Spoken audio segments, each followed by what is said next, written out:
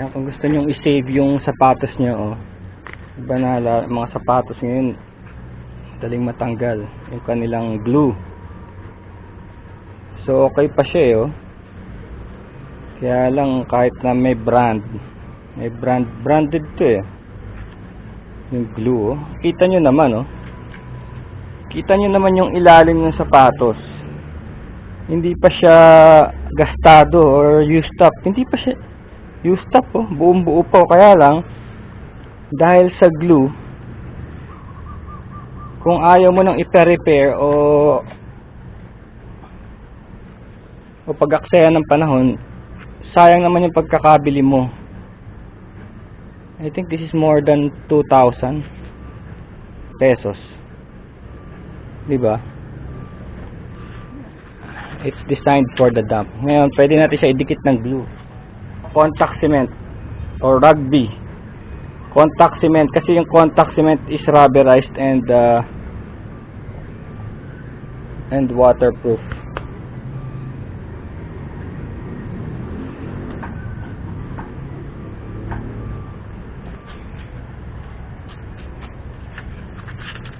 So, yung surface muna liliyahin natin para just to make it rough. Make it rough. Matanggal yung mga alikabok. Yung microscopic alikabok na magpe-prevent sa atin na magdikit ng magandang kapit. So, yung glue natin medyo matagal na rin pala, oh. Hindi na siya nagpo-flow ng especially yung edges niya, kasi dyan bubuka, eh. Yan magsisimulang bumuka, di ba? Pagka gusto na naman niyang kumalas, well, di natin maiaalis. Kasama na ngayon sa manufacturing design ang design for the dump. Search na sa internet yung tungkol sa design for the dump. Kasama na sa design na madaling masira ang mga binibili nyo para bumili kayo agad uli. Yeah, example is this one, oh. See? Usually, di ba noon, nung not long time ago, sasabihin nyo, food na, kaya bibili na kayo ng bago. Ngayon, hindi, eh. This is buo pa. It's like new, oh. Di ba dito nagsisimula dapat yan, yung food niya. Pero hindi, tinira kayo ng design for the dump principle sa glue na ginamit.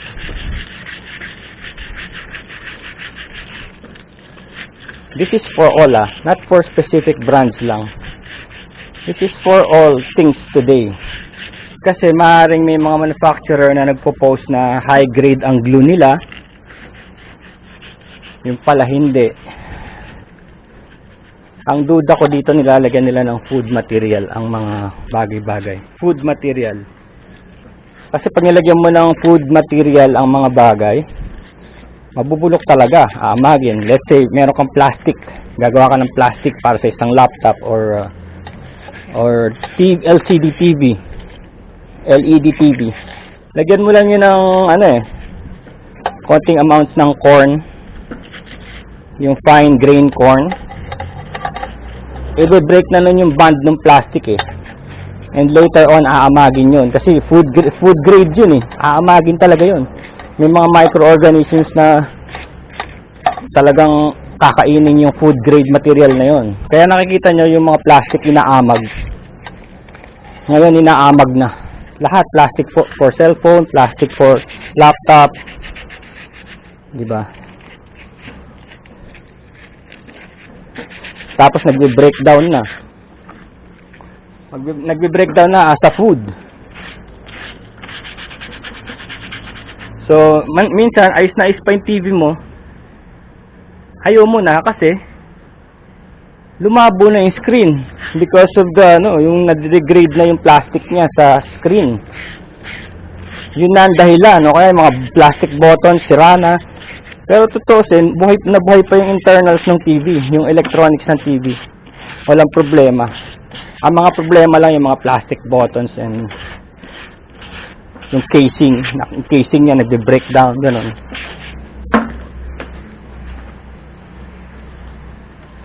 Pag madaling masira, mas maraming benta. Kaya lang, mas marami tayong trash. Mas maraming trash na naiipon. At hindi kayang i-sustain ng earth natin yun.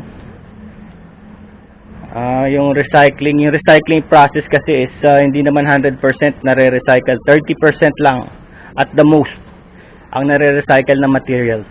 Ito yung kabila, oh. Diba? Yung kabila kaparehas din nung kabila, parehas na parehas sila. Oh? Pati pagkapudpod, oh, ayos pa rin, oh. See?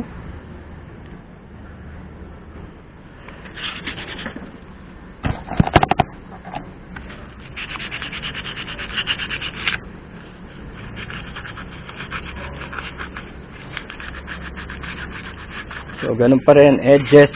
Importante. Lalo na tong flap na to. Itong flap na to, di pa dyan nagsisimula yan. So, maganda rin yung i-repair nyo. Para hindi na kayo makatipid na kayo. Hindi na pa kayo kailangan mag-donate ng additional trash sa mundo. Although yung mga trash namin, may pinagbibigyan kaming isang recycler. Yung mga trash ko dito sa bahay, meron kaming iniipon namin, tapos binibigay namin sa isang recycler for free. Basta gusto lang namin, hindi na siya makadagdag sa sa dump. Diretso siya sa recycling. So yan, make sure it's dry. Tapos ito na yung ating contact cement, lumalabas na. Mura lang tong contact cement, wala pa tong 50 pesos ang bote na to. Tsaka ang nga pala, ang style nga pala sa contact cement, pinatutuyo siya, hindi siya dumidikit pag hindi tuyo. So pag nai-apply mo diyan, mag-aantay ka ng for some time hanggang sa matuyo. Yung stickiness niya with the two sides, with the two hubs, yung stickiness niya yun na magdidikit sa kanilang dalawa. Hindi actually yung parang white glue na aantayin mo, magdidikit mo na agad. Hindi ganun.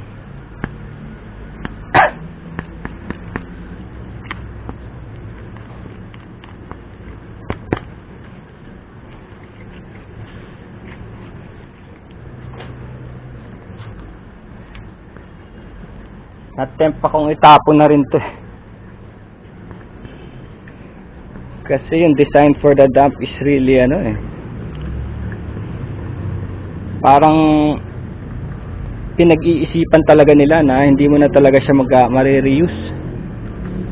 Nakita ko yung design for the dump. Example, papakita ko sa inyo kung paano nila ginagalingan na madaling masira ang mga gamit. I'll show you, di ba sabi sa inyo bumukad dyan, tignan nyo,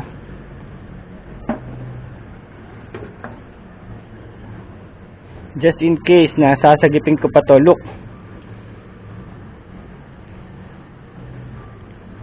see,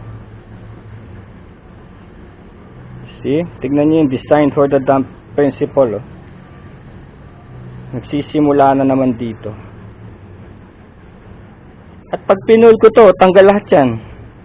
Tanggal lahat yung ilalim na yan. See? So, yung makita? See? So, yun. Pinag-iisipan din talaga ng mga henyo kung paano madaling masira ang mga bagay-bagay.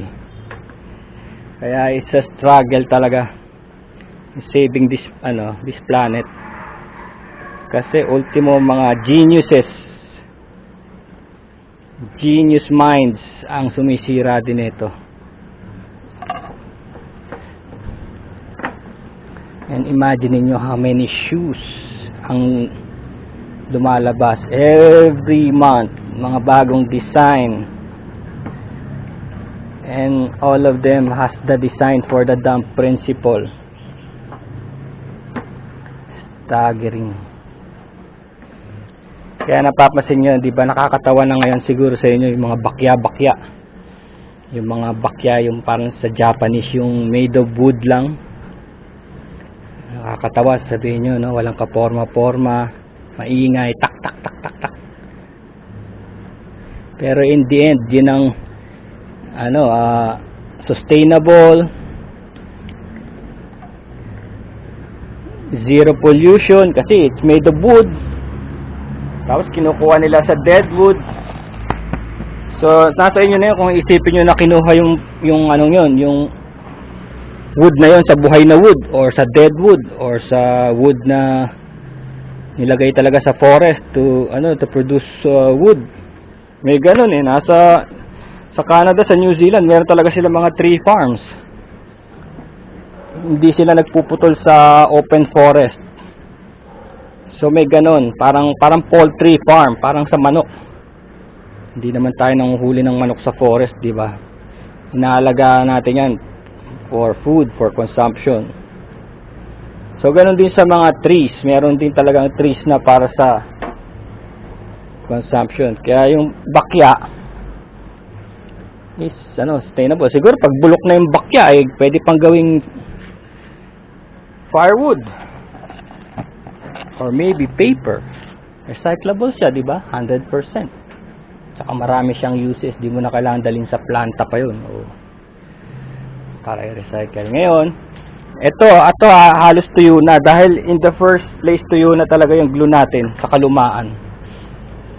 Kaya kailangan gagana lang din siya pag both sides, hindi one side, kasi wala siyang pagkakapitan dito sa kabilang side. Tandaan nyo, yung stickiness nitong contact cement ang importante. Ang kasi dito sa sapatos na to, meron siyang butas, screen. This is supposed to be a biking shoe, adventure shoe na pwedeng basain. Kaya doon siya nasira. Hindi kinaya nung glue niya yung dahil nga binabasa siya, di ba? Ang water is kalaban talaga ng mga shoe.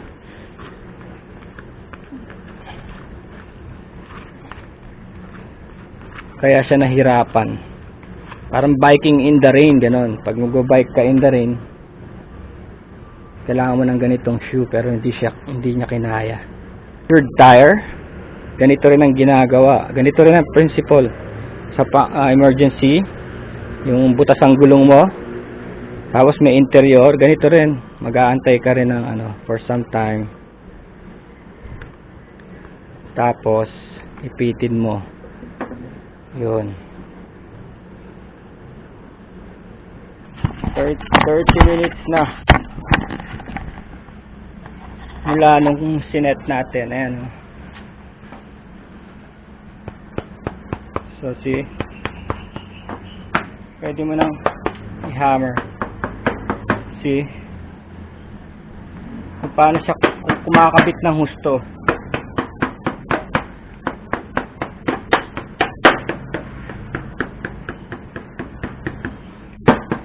Nandiyan na talaga yung pagdikit niya habang tumatagal.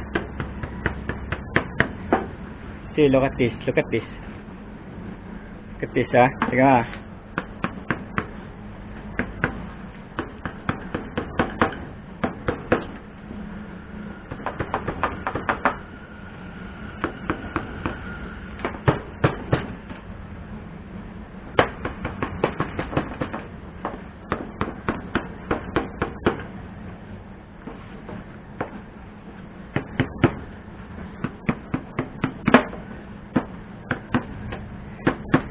Oras na nagdikit yung dalawang sides. Yun. Matibay na siya noon. That's why nga, di ba, pag kinakabit to sa pinambubulkanize ito, di ba, after a while gagamitin na kagad yung motor. Hindi naman sila mag-aantay ng overnight para tumigas yung contact cement. Just kasi pag natuyo na siya, yun na yun. Nandun na yung power niya. Ayan. Layo, ano? Tingnan niya, ah. Dapat sana kung hindi siya madikit, ganyan pa rin siya. Pero hindi, oh.